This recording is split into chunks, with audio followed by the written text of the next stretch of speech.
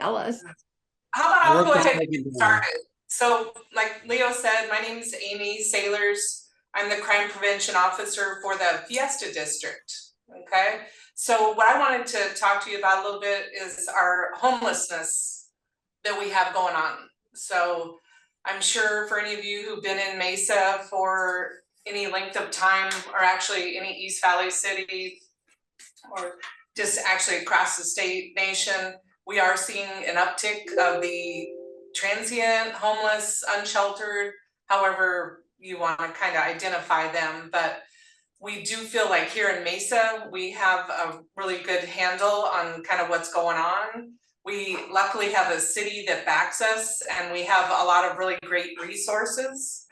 So one of the screens that'll come up will show a little card that we made up that has resources on it that the officers literally every time they're going out and doing a subject stop and it's someone who potentially is homeless, they're able to give them this card that says like options of where they could go for housing, as far as trying to get into a place, or maybe like a substance abuse facility that might be able to give them temporary help, where you can get food boxes, where there's actually, you know, like food, either breakfast, dinner, those kind of options. So the officers are literally handing those out when they're making the traffic stops. That way it's something that these individuals can keep with them and be able to refer to it, as well as just if they, we also give out the 211.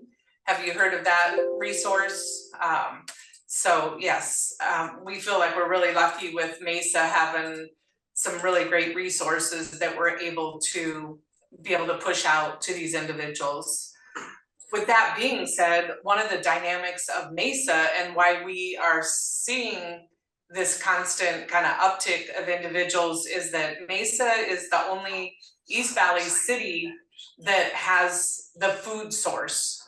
Okay, so we have St. Vincent de Paul, and they serve breakfast and lunch, and then that's on Broadway and say kind of like about Center Street, and then just west of that, Broadway and Country Club area is Paz de Cristo, and they serve dinner. So there's not any, you know, Tempe doesn't serve them meals, Chandler, Gilbert. So we actually hear of people being bussed in, or they take the light rail to be able to come over here to have access to the food. Okay, so we know that we have that dynamic here in the city, and so we're trying to navigate around that. What we find is a lot of the individuals that are continuing to be on the street are what we call like service resistant. So we're offering them those services every time that we meet them, like, hey, is today going to be the day that maybe you'll try to, you know, take resources if it's a drug addiction or alcohol, or what we see with a lot of them is that it's mental health issues. However, it's been, you know, however they've gotten it, whether it is through drugs or alcohol or just, you know, their own medical diagnosis. So like I say, we feel real fortunate that we have the resources available to give to these people, okay? But with that being said, we still, part of my job as the crime prevention officer is trying to mitigate issues that businesses have with these individuals. So homelessness in itself is not a crime, but unfortunately, some of the behavior of these unsheltered individuals lead to criminal activity, okay? So our best, what we feel like is our best tool that we have for the officers is called the Trespass Enforcement Program. So depending on where you are, the city of Mesa divided into 4 divisions. So currently, right now, I'm over Central and Fiesta. So you could always get my info from Trish to see if you're currently on this program. Okay, and real easy, what it involves is you signing a letter, and it is good for 1 year. So it's essentially, it's giving us permission to work on your behalf in the hours when you're not open. Because if something was happening during the day, you would just pick up the phone and call us and be like, hey, we you know, my employees got to work and they're saying that there's a homeless individual that is sleeping on the door front or won't move or whatever the situation is. So we're not asking businesses to, you know, actually approach the people. That's when you can call out to us and say, hey, you know, tell the dispatcher exactly what's going on. So in those situations you would call in, but where this letter becomes so much more important is in the hours when you're closed. And say like an officer happens to be driving through the area at 2 a.m. and they're seeing somebody that's, you know, at a window shop to purchase windows, and obviously the business isn't open. So that letter on file gives us the right to be able to come on personal property and chat them up and see what's going on. So if indeed they're really not there to buy windows, then we can trespass people, right?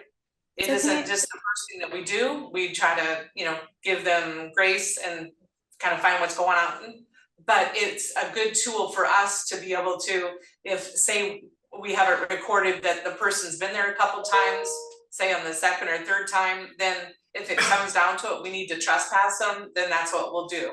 At the very least, we can move them along and tell them that they're not wanted and they need to move on. Okay, so like I say, the letter good for 1 year, and it gives us the right to be able to work on your behalf. So we feel like that's the best tool for the officers to have, to be able to go and contact some of these individuals. Okay, and this is kind of what the letter looks like on the left hand side, and then like I would also give you the trespass warning log. That, so if it's that we contact an individual during your business hours, the officer would come in and write down that name. So say like a situation happened at say like 6:30 in the morning, and the choice was made that, hey, we're just going to, you know, give them fair warning, like, hey, you know, you're not allowed to be on here. Their name's written on there. But if say like 3 or 4 o'clock, you call back and say like, hey, you know, this person's back again, he's disrupting my business flow, then it's, you know, a little bit different, right? Because we just contacted them the same day or maybe contacted them yesterday. So that's what the trespass warning log is for us to be able to have that active record of being able to look and see when that person might have previously been trespassed. So there's no cost to the program as far as actually joining, but the only thing is that you do need to post a no trespassing sign at say like the entrance or exits to your building. Okay. I do see that Karen has a question on that. Yeah, so that's interesting. You have this set up for businesses, and I don't know if that's only considered for commercial property. Until this very year, we've lived in our neighborhood for now 37 years. And if there was something that happened, like somebody sleeping in their car or, you know, hanging out where they shouldn't be, the police would come and have them move along. The last time that happened, which was just a couple of months ago, the police were very reluctant to even go near that car. They said they couldn't do anything about it, that they didn't, I don't know what it was that they weren't telling us.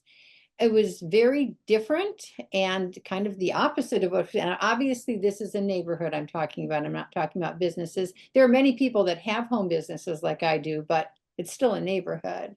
So can you tell me, switch gears a little bit about a neighborhood? Has there been some kind of change in policy about homeless people in neighborhoods? As it pertains more to like in a neighborhood, and please correct me if I'm wrong, but it sounds like you're describing a little bit more of like a suspicious in nature situation, like on the city block, if I'm not mistaken. Is that what you're kind of describing? Yeah, it's hard to say that somebody was suspicious when they haven't done anything yet, but in our neighborhood, we're on bigger acre property. Everybody knows everybody else. And when there's a strange car with somebody sleeping in it for a long time that nobody knows, the only time things of that had happened is when we've had either bad things that happened or just basically people are like, you know, we'd like the police to check this out because we have no idea what the person is doing and what's going on. I mean, is this just something simple like their car broke down and they have no help? But in this case, the guy had blocked off all his windows. It's not like anybody could just rap on the car and ask him. He had like shaded off all his windows so you couldn't see inside, and he was inside. So, and as I said, this is the first time that I ever heard police officers say, you know, we're just gonna leave him there. Well, obviously, kind of hard for me to speak to it because I don't know all the details, but and with that being said, you know, every district is a little bit different, but We're in normally Red what would Mountain, happen Red is, Mountain District. okay, normally you would call that in, right? You could either call it into like, I don't know if you know Lindy Marino, but the crime prevention person there, which at the end of this presentation, it'll list our emails and She was phone number, but too. pardon me? She was confused too. Like, I don't know Okay. what's going on there. Okay, so I don't know exactly what happened in your situation, but normally what we would do is to go out and like contact that person and explain to them that, you know, they aren't really allowed to be, I mean, kind of what it comes down to is this like urban camping in their car on a city street. Mhm. Okay, so just to, you know, kind of enlighten them to that they aren't allowed to do that. So Mhm. I don't know, like I say, what the situation is, but for businesses is kind of what this more is to do with, yeah. But, and like Leo said, it might have, however it was called in, but a lot of times people will say, you know, I'm not really sure if it's something criminal that's going on, but it appears they're sleeping in the car. So that's how it kind of could be perceived as maybe being suspicious. So not sure about that, but the trespassing, no trespassing and that whole program does apply to vacant residences. Okay, so that's the exception, but it wouldn't be applicable to say like a family of 4 that is just having issues. The trespass program doesn't apply to that. Okay.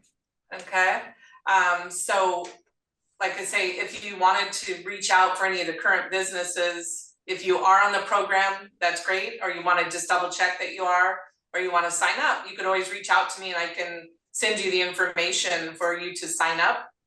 And that would be great. Obviously, that's our goal, is to try to get as many of the businesses covered as possible.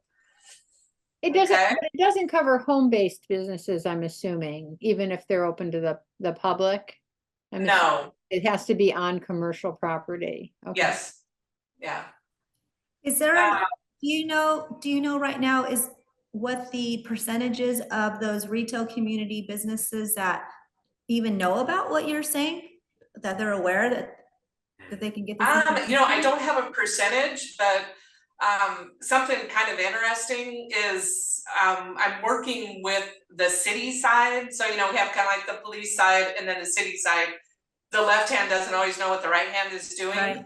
Right. But so you can imagine, so like I'm one person, there's one crime prevention officer for each district.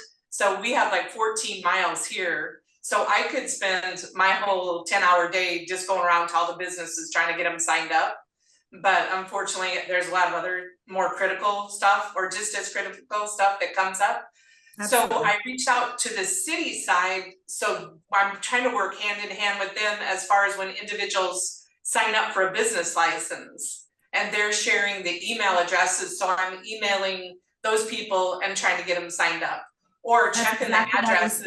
That's exactly what I was thinking. And like when they sign up their license, is there a way to communicate that right away?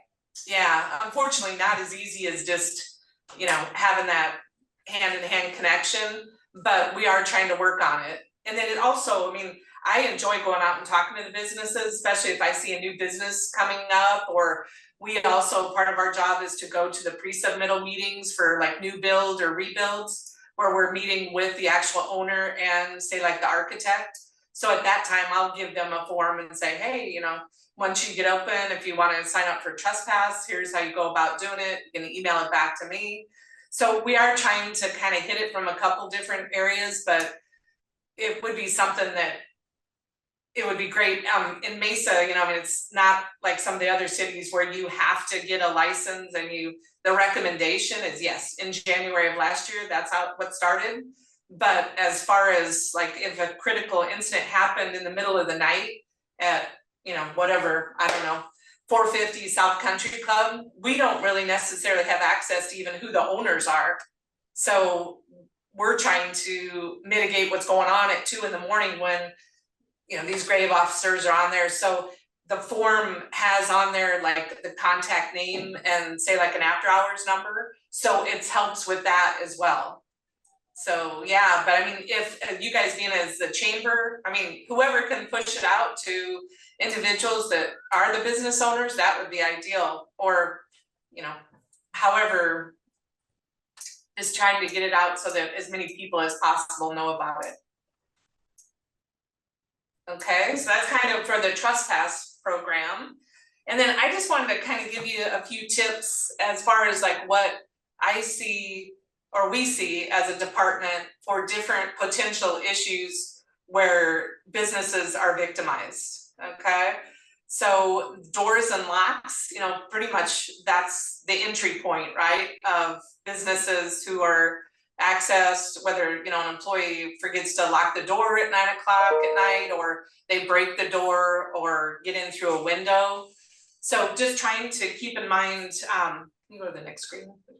As far as like the commercial doors, and I know some of them are through like an HOA business, you know, type thing. So you have to probably ask for permission to be able to do some of these things. So with that being said, these are some of the recommendations that we push out to businesses, okay? So like on the left is what a standard, usually exterior rear door looks like, okay?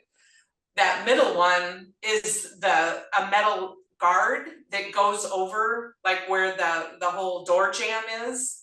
So the idea behind that is that it pretty much makes it impossible for suspects to be able to get a crowbar in there to try to access the building that way, okay? Can I ask something real quick? Can you just go down on your PowerPoint, like he's on, if you're on 1, if you can just go 2, 3, 4, 5, because I only see like the first slide still. I'm not sure if maybe it's me. No, it's not just you. They're just showing Mesa Police Department September 3rd. No, so you just like click down. If you go to number 2, 3, 4, 5, then we can see it that way. Please, like click on slide number 2 or 3, wherever y'all are at. Okay, sorry. Oh no, it's fine. Technology at its finest, right? You never know what it's gonna do. If you just like click up, like if you go over there and just click on the slide number 2. I think it's not working for them. I think they couldn't get it going. Like, see how you have red around number 1? That one? Oh, there we go. Oh, now we can see it. Yes, thank you. Oh, sorry about that. Oh no, no apologies. You know we had it. So like I was saying, that first door, you know, is pretty much what the standard door looks like. So I mean, just easy stuff as far as, you know, trying to remind the employees like, hey, do a 9 or 10 o'clock check. If they're exiting, say like out the front door, and that's where your alarm is, hopefully the businesses are alarmed, just doing that double check to make sure that that rear door is closed. You'd be amazed that sometimes when we go out and try to investigate a business and there's no signs of forced entry, and then it ends up being that like that last employee or 2 employees forgot to actually lock that back door. They got in a hurry. So just trying to, you know, maybe have, say like a check sheet where you're double checking the doors to make sure that they're locked. And then the middle picture is where I was saying with that metal guard that kind of covers up the door jamb, so it makes it harder, I'm not gonna say impossible, but harder for these bad guys to get in there with the crowbar. And then the third one is where that the bar is on actually the inside of the business and locked on that left-hand side, say like with the padlock. It can't be locked like that when the business is open. But we have had situations where businesses have had to do that when that exterior door has been penetrated and they've broken in, okay? So the commercial door is definitely a great place to start, you know, on the rear of it. Go to the next one. No, I think we're gonna struggle with that. And then the deadbolts, to have that 1-inch throw on it. And hopefully they're all, the anti-wrench collar is being utilized on it. also just another extra added security, so they can't be able to get it, aren't as easy to get a tool in there. And then I'm sure everybody knows this, but kind of just in a simpler way. So a single cylinder lock has that key on one side and then the thumb lock turn on the other, which is great. But say like you had at your business, you had glass at the front or rear door, and that's how it was being locked, was just that turn lock. Someone potentially could break that glass on the right hand side and then just reach around, turn that thumb lock. So ideally, we recommend to the businesses to have the double cylinder, where it requires the key on both the inside and the outside to lock that.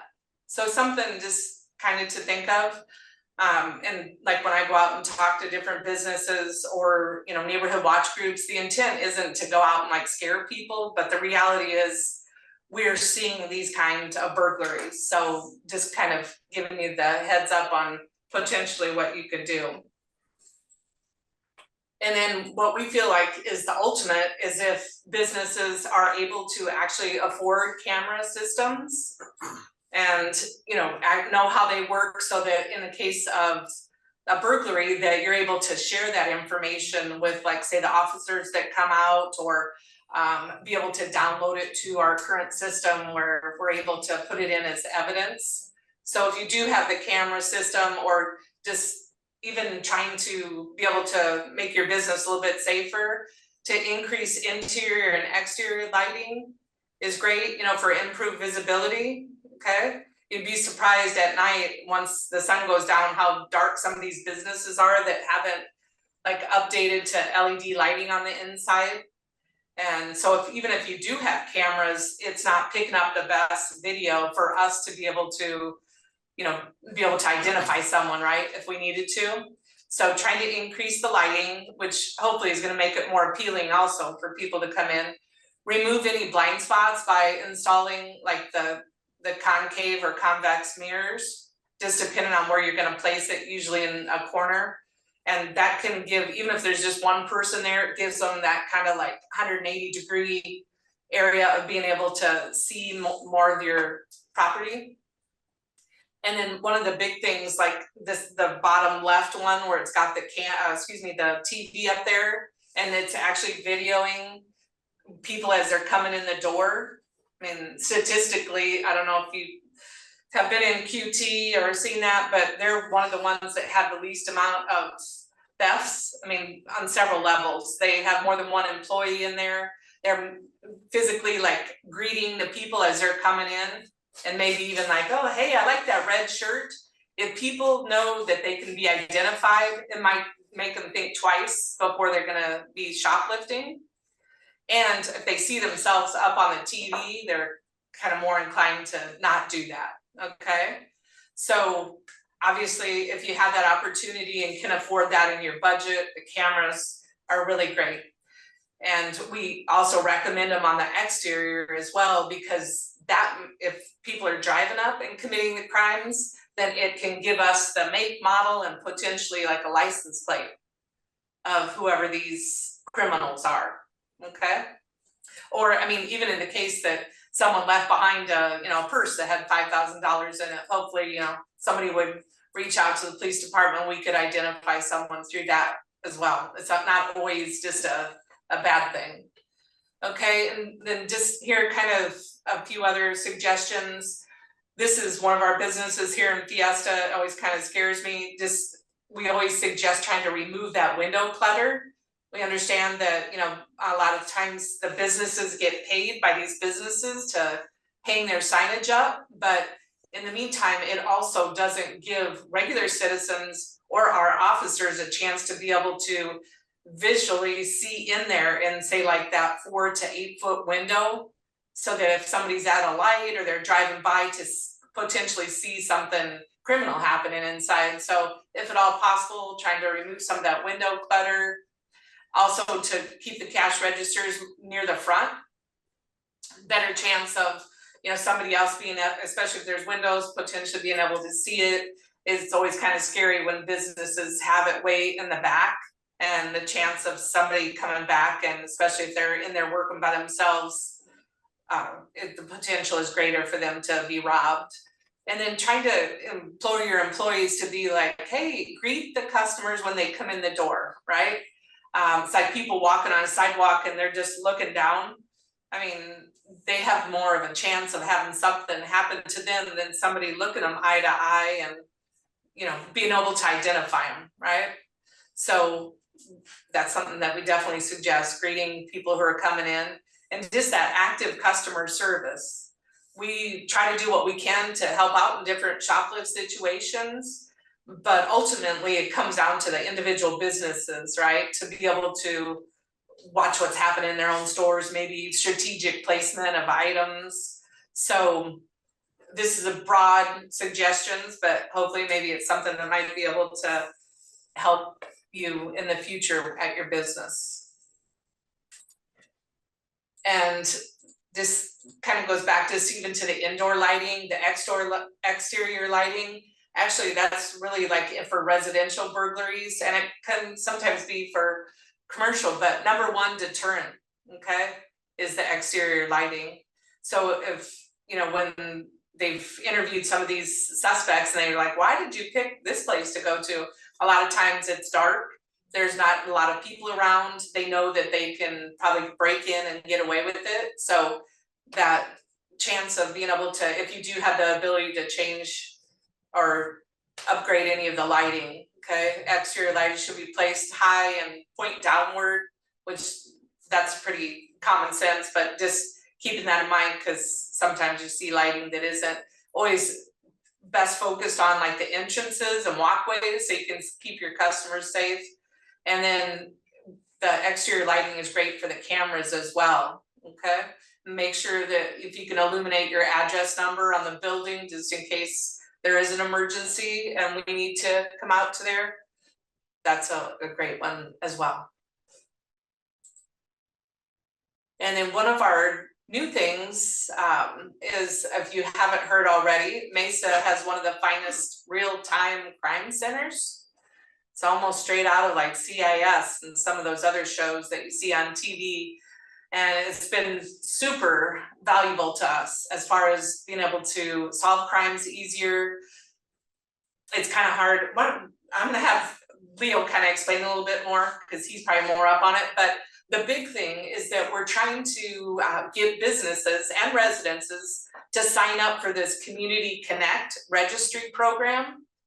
And all we want to know is if you have any exterior lighting, say, you know, it's like I think 5 questions. So your name, an email, or a phone number, and then if you have exterior lighting, and say like I have a exterior light that faces south, or I have one that faces east, or, you know, whatever your locations of them are.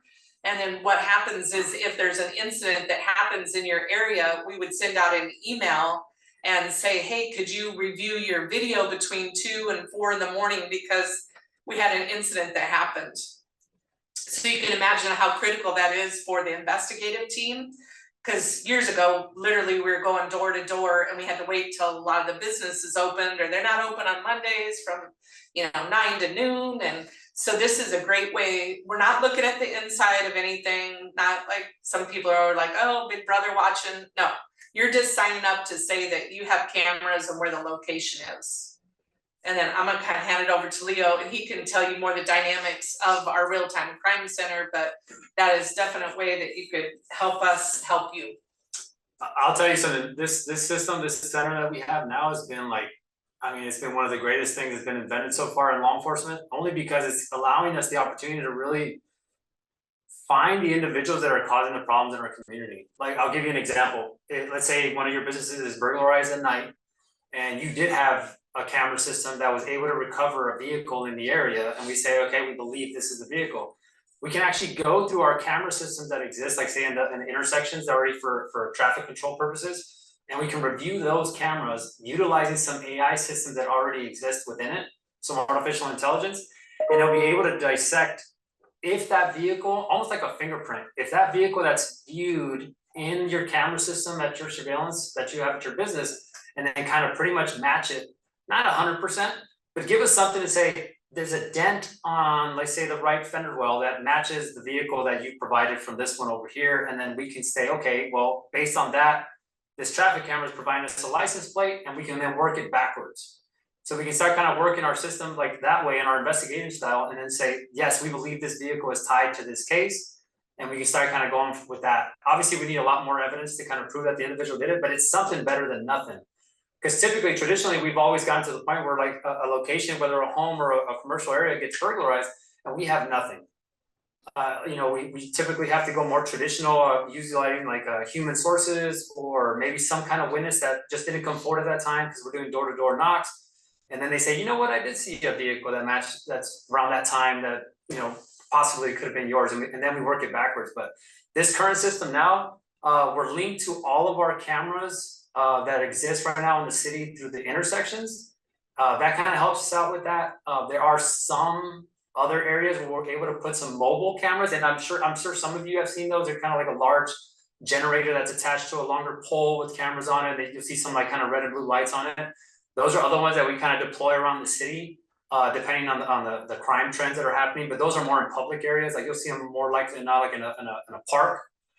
You might see them in a parking lot of a business that's kind of in our program that would like to have it there, and we usually ask for permission because it is a private lot, and we have to ask to make sure that it's allowed to be there. But these camera systems catch, gosh darn, almost anything in a public area that allows us to then further our investigation. So it's a great tool. It's obviously growing. It's getting a lot better. But this registry system does definitely help us out, because one of the concepts of, let's say, Karen, I hope I'm saying your name correct, but for your business, like if you had cameras in your home and you registered for this, and let's say your neighbor's home was burglarized who doesn't have cameras, we can then research and say, is there any cameras on your block? And if all of a sudden we pop up and say, you know what, Peppy Paws actually has cameras at their location, and it's just right next door, we can actually contact you and say, can you do us a favor and check your cameras to see if you caught anything from your neighbors? Because we obviously can't see them, but you can. But we at least know that it's a lot better for us to kind of research that way, instead of having to knock every single house, hoping that people are home so that we can do that. So this program has been very phenomenal for us on the investigative front, and we're looking forward to the growth of it as it kind of keeps going. But it's been pretty good. So here's the map of Mesa, kind of divided. So if you're not sure which district you belong to, that's kind of how it's divided out right now. We are going to be opening a fifth station out in the east, like Power and Brown area. So this will be changing next year once that opens in June or July. And then this here just kind of lists the different names. So if you ever needed help with something, I mean, feel free to always reach out to me, but that's kind of how it's divided depending on which district you're in. All right. You guys have any questions for Amy? So the next topic about this one, I wanted to touch on a little bit on the investigations as it pertains to the sworn side. Like if you happen to become a victim of any of these incidents, I hope you never do, but if you do, like this is some of the things that we look for as investigators. Typically, traditionally, the patrol officer will try to obtain a lot of this information from you, but if they don't, then one of the detectives will call you or obviously show up to your location and get as much as they can. And one of the things they try their best to do is like I said, it's like say on a burglary situation, obviously after hours for the most part, some are during hours, and I'll kind of explain that a little bit. We'll typically ask you questions like, who actually closed your location? Is this the typical person that always closes it? Is it one of the other employees that was just selected that night? What procedures do they go through? Do they lock the back doors? How do they lock it? Do they lock the front? Do they turn off lights? Do they turn on the cameras from our motion sensors? We ask a lot of typical questions like that, and then we also ask who opened and at what time. Is it the same person? Is it a different person? And that's usually in order to be able to talk to those individuals to see if they observed anything prior to them leaving or prior to them arriving back to the office. So we kind of ask those very simplistic questions, but they are pretty critical to us because we are asked those questions when we go to trial by a lot of the very inquisitive jurors. And it's actually kind of funny a lot of times, to be honest with you. It gets entertaining when you kind of go and you're sitting listening to the jury sometimes, like kind of how curious they are about certain situations. And then here's the one part, like a little caveat for some of you that have like a business, an actual location, it's not as a resident. Sometimes a burglary can't consist of an area that's restricted to a customer. So if it's only an employee area, like let's say for instance, it's like a Circle K and it's behind the counter. If you have it appropriately listed, or at least kind of with some kind of signage, a lot of times if an individual goes back there to say, they steal some lottery tickets or maybe some packs of cigarettes or things of that nature, and they enter an area, that will turn it from a shoplift or a theft to a burglary. So that's like some questions we might ask you as well. And then obviously the catch-all would be the surveillance footage. Do you have any surveillance footage? How do you have it? How can we obtain it? We do have a system now that we typically send to a lot of our victims. It's a link. It's called our Axon Capture or Evidence.com. What allows you to do it, it allows you to download your video footage onto whatever platform you choose, and we send you an email with a link, or we send it via your phone, like a text message, and it allows you to upload those videos or any documents that you might have that we requested in a more digital format. So we're getting a lot more into the 21st century now, thank goodness. Like I said, I've almost been here 20 years, and this is the last couple of years have been pretty exciting for us. And we're starting to see a lot more streamlined type of stuff. So these are some of the things we're kind of asking for you on burglaries. On shoplifts, we're still pretty similar. We're obviously asking for video. Any of your witnesses, like your employees, what did they see? How did they see it? Because sometimes some of the businesses, when it comes to like shoplifts or thefts, they go off what they believe they were victimized only because of the shrinkage of the items. Like, let's say they did inventory later that night and they realize they're missing a certain amount of items costing a certain amount of value, and they believe that it was the individual that was there previously that did that. But in the video evidence or lack thereof, there's no clear witness to that. They're mainly going off of shrinkage, and I'll be honest with you, a lot of times that really doesn't fly too well in the court system, because we need an actual person to see the individual, like hide the item on their person, or just walk out with it in general, and that really does help us out on that aspect if you have like the witness or the video surveillance to show that incident. We will ask you for like an itemized receipt showing each individual item that was taken to include the total of loss that you had. And if you happen to have like a loss prevention officer in your location, most small businesses don't, but if you do, we know they do their own internal report for themselves, and that's something that we would love to have as well. It does help us in court, specifically because most of the thefts and shoplifts are considered misdemeanor crimes, and they go to our city court. They don't go to the county or state courts, and it does help us out in proving that the individual that we've now either arrested or submitted charges for, to kind of show that the crime did occur, and then who we have that can prove that or help us with the incident. So those are the two, like, obviously non-violent situations that can occur in a business for the most part, outside of like, you know, the other nuances like criminal damage and maybe some other things that Amy already talked about with the homeless population. One of the more other ones that can happen, it does happen quite frequently for us, unfortunately, are robberies. There are robberies where it's like a physical in nature, where they just kind of utilize their own hands to take it from you. But then there's the more extreme one where they use some kind of weapon, whether it's a firearm or some kind of edged weapon, things of that nature. So one of the things we ask you is like, has this been somebody that's been frequenting your business in the past? If it's something like that, we typically, we say, okay, is there was some kind of issue in the past that maybe upset this customer? Or is this just something new that maybe a target of opportunity because they observed that maybe there was only one employee left and it's almost closing hours? So we kind of ask you, do you know this person? Have you ever seen this person in the past? Obviously the video surveillance comes in key. And then, I try to ask my best for this, because we don't want you to put your safety at risk. You have to decide on your own protocol as it decides to what you want yourself or your employees to do at your business. We don't want you to have to go out there and do this yourself. So please keep that in mind. Keep your own safety plan in place as best as possible. All we ask is that you try to be as inquisitive as possible and observe as much as you can. What clothing that they have on, height and weight, tattoos, scars, things of that nature will help us out tremendously. As I mentioned earlier with Amy, we were talking about our real-time crime center, is if you or your employees actually happen to observe all that detail of the individual that caused any of these issues, and then you happen to look out the glass windows of your business, if you don't have any of those covers on it, you can see the vehicle, and you can even if you just said, you know, it was a dark colored Honda Civic 4-door, and I observed a sticker in the back window.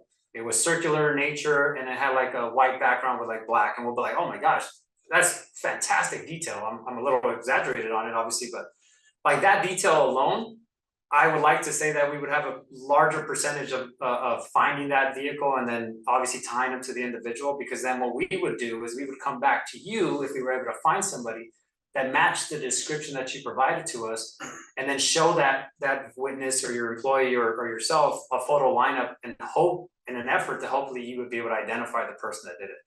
And all these things obviously tie to the fact that there would be a chance that you might have to present yourself in court as at a minimum as the representative of the business, showing that you do want to prosecute and you want some kind of justice for what has happened to you or your employees.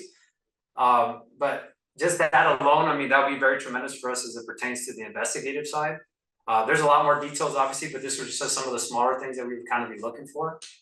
One of the things I was talking about with Trish about was just the incorporated versus the unincorporated areas as it pertains to the city. And I'll go back to the map to show you which areas we have that are unincorporated so far within the city of Mesa.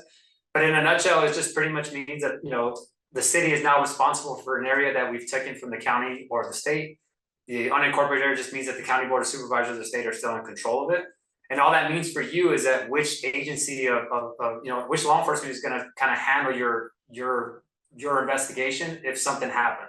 It either going to be ourselves here, like the city of Mesa, the local law enforcement, or it might be the sheriff's department, and in a lesser extent, it could be the Department of Public Safety, which are the highway patrolmen. That's a lesser extent with them, but it still can happen. And just to kind of go back a little bit, and I'll show you what I mean. If you notice on the map here, you can see that most on the west side is all incorporated. You see Central like in the kind of, I guess, I don't know, what is that, purplish kind of color, and then you see Fiesta in the greenish. If you start to notice in the Red Mountain area, you see the area that's gray with like, you know, kind of diagonal lines. That means an unincorporated area of the city, which means it's still investigated in law enforcement sense. It's still handled by the sheriff's department. It wouldn't be handled by the city of Mesa. Does not mean you wouldn't see city of Mesa police officers roaming through that area to do high enforcement patrolling, but we just wouldn't handle any calls for service or any investigations in those areas. Same thing as you can see in the Superstition District. There's a larger section of unincorporated areas, mainly up in the northeast corner there. I think some of those areas are a little bit of kind of like Lucindas and stuff like that up in those areas, but you kind of see that we have some of these areas that still exist within the city. What those reasons are, I wouldn't be able to answer them for you, but that's just to kind of help you out. If your business or any business that you know of are on these areas, it wouldn't be Mesa police officers or Mesa detectives that would be handling those. It'd just be the other ones that we have. And then the last thing I kind of wanted to touch on is our off-duty services. If you happen to have like an event, or you just have a business where you have a lot of issues that you would like to maybe have more of a law enforcement presence, we do have off-duty services. All that means is an officer on his days off has signed himself up for the opportunity to work an extra shift, but not on his regular duties. So you can actually coordinate this as a business owner and contact any one of these numbers and contact our off-duty management. And what they'll do is they'll kind of walk you through the process of what an officer, the hourly rate might be within the city to get an officer to work at your location. And what they do is they show up in uniform, they show up armed, but if you need them at a different aspect, you can request it. It doesn't happen very much, to be honest, but we do try our best to kind of accommodate the business need. But with that aspect, I don't remember the exact prices. I know they're kind of up there, but I'll let the kind of the management company or the coordinator within our department kind of help you out with that. But it does exist. I've seen more events kind of use them. Like we do have like the big box locations like Walmart and Target, things of that nature that do use our off-duty services quite a bit. Obviously, they're a lot bigger of a business. And what it happens is that you have that deterrence of an individual wanting to commit a crime because he sees that police officer out there already kind of walking around the business. But at the same time, if something does occur, whether violent or non-violent, that officer has access to resources a lot faster than you do by calling 911. he already has he or she has his radio on them. They immediately can call for resources and they get them there a lot quicker than you can by dialing any one of our phone numbers. So it is a service I wanted to kind of throw out there for you guys to, if you wanted to notice, kind of be inquisitive about it. It is on the City of Mesa website. You can find it under off-duty services for law enforcement, and you can get a little bit more detail, but for the most part, just calling those numbers will probably get you anything you might need as a resource to kind of help you out if you ever want to consider that. Outside of that, to be honest with you, that's kind of like in a nutshell what we have. I'll be more than happy to answer any of your questions. Amy's still here, and then both Sergeant Flore and Sergeant Goodrich are here as well.